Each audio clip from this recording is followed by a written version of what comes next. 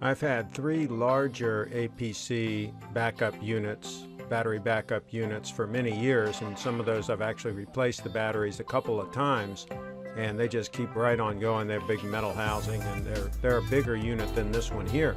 But I bought this unit specifically for my mobile studio, TV studio, for live streaming.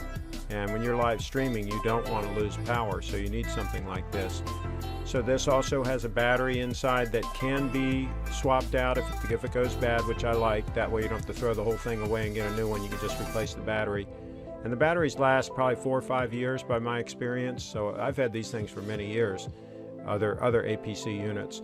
And here you can see when it comes, the red wire is not connected to the battery. So you need to slide the battery out, connect the red wire, there it is, and then you're good to go. You push the power button on to start it. To turn it off, you push and hold the power button down, and it has several plugs there that are, looks like 5 that are protected by battery and surge protection, and then a couple that are just surge protection. Then it has a USB power as well. And look there, you can hang it on the wall